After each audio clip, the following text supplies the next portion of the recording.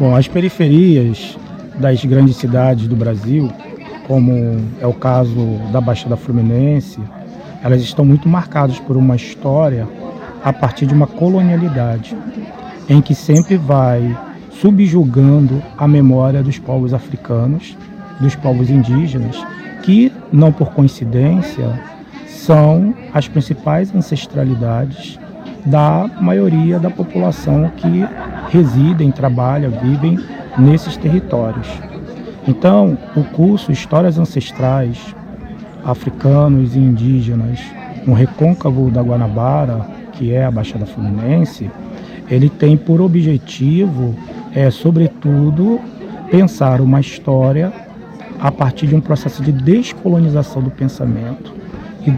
da descolonização das narrativas históricas do Brasil e, consequentemente, dessas periferias. As histórias ancestrais africanas e indígenas é, de fato, uma história que se remete à população da Baixada Fluminense. Por quê? Porque se fala muito de história da Baixada Fluminense, mas sempre de uma perspectiva europeia. Então, assim, se fala muito da colonização europeia, se fala muito dos barões, se fala muito dos proprietários de terra, dos fidalgos portugueses, e não se sabe, por exemplo, do Procópio, africano, que vivia em Magé, ou do Januário, ou do Joaquimina, que vivia em Tinguá, ou do Adriano Luanda,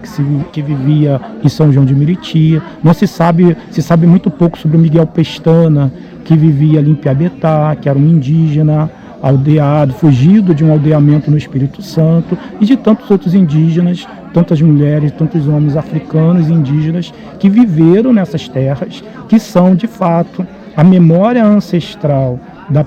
grande maioria da população da Baixada Fluminense e que continuam desconhecidos e esquecidos. Então é buscar protagonistas anônimos da história,